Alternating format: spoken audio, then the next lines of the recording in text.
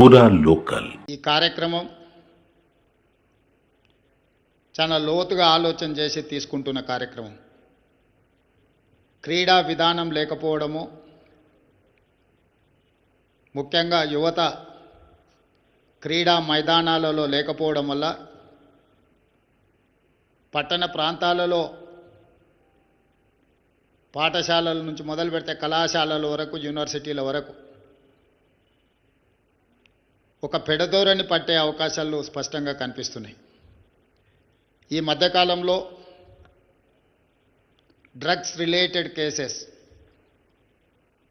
Telangana state government has established one eagle force,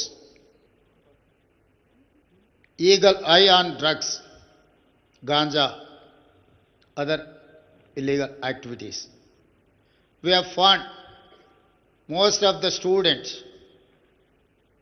particularly rich family, otherwise one of the best college students, they have involved in this activities act. అందుకే ఈ విధానాలు లేకపోవడం వల్ల క్రీడలని రాష్ట్ర ప్రభుత్వాలు దేశంలో ప్రోత్సహించకపోవడం వల్ల ఈ మాదక ద్రవ్యాల ప్రమాదం వేగంగా మన దేశం వైపు, మన రాష్ట్రం వైపు, మన పట్టణం హైదరాబాద్ వైపు ప్రమాదం ముంచుకొస్తున్నది. అందుకే తెలంగాణ రాష్ట్ర ప్రభుత్వం ఆలోచన చేసి చైతన్యానికి, పోరాటానికి మారు పేరైన తెలంగాణ, ఆనాడు తెలంగాణ ప్రాంతం నిజాం రాచరికం నుంచి సాయుధ రైతాంగ పోరాటం ద్వారా ఒక పోరాట స్ఫూర్తిని నింపి స్వతంత్రం సాధించుకున్న ఈ ప్రాంతం ఉమ్మడి రాష్ట్రంలో ఉద్యమాల ద్వారానే తెలంగాణ రాష్ట్రాన్ని సాధించుకున్న ఈ ప్రాంతం, ఉద్యమంలో ముందు భాగాన నిలబడి పోరాటం చేసిన యువత ఈరోజు దశా దిశ లేకపోవడము, ప్రభుత్వాలకు సరైన విధానాలు లేకపోవడం వల్ల వ్యసనాల వైపు వేగంగా ప్రయాణం చేస్తున్నారు. అందుకే పోరాట స్ఫూర్తి చైతన్యం ఉన్న ఈ ప్రాంతం క్రీడలలో రాణించాలి, ప్రపంచంతోనే పోటీ పడాలి, దేశానికి గొప్ప పేరు తీసుకురావాలి అంటే తెలంగాణ రాష్ట్రానికి ఒక క్రీడా విధానం ఉండాలి అని ఆలోచన చేసి క్రీడా విధానంలో కూడా రాజకీయ జోక్యాన్ని తగ్గించాలి, క్రీడాకారుల స్ఫూర్తిని పెంచాలి అని పబ్లిక్ ప్రైవేట్ పార్ట్నర్షిప్తో ఈరోజు తెలంగాణ రాష్ట్ర ప్రభుత్వం ఒక నూతన క్రీడా విధానాన్ని తీసుకొచ్చి కార్పొరేట్ కంపెనీలలో సక్సెస్ స్టోరీ ఉన్న వాళ్ళను, క్రీడలలో దేశానికి మెడల్స్ తీసుకురావడం ద్వారా గొప్ప పేరు ప్రతిష్టలు సంపాదించిన వాళ్ళను, ఇలాంటి యూనివర్సిటీస్ని, వ్యవస్థల్ని నిర్వహించిన అనుభవం ఉన్న వాళ్ళను ఈరోజు క్రోడీకరించి తెలంగాణ రాష్ట్ర ప్రభుత్వం వాళ్ళను ప్రత్యేకంగా ఆహ్వానించి ఈరోజు ఒక బోర్డు ఏర్పాటు చేయడం జరిగింది.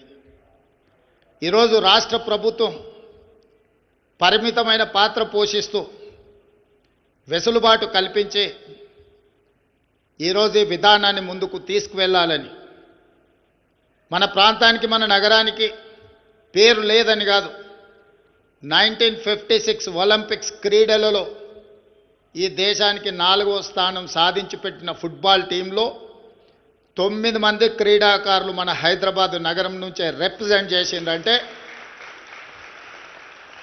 1956 కంటే ముందే ఈ ప్రాంతంలో క్రీడాకారులకు స్థానము ఉండే.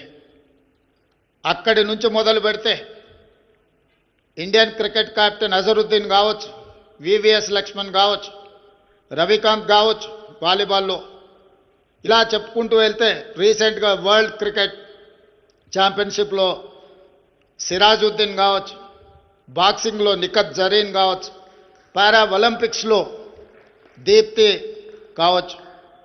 ఈరోజు వీళ్ళందరూ తెలంగాణ ప్రాంతంలో, ముఖ్యంగా గ్రామీణ ప్రాంతం నుంచి రాణించిన క్రీడాకారులు.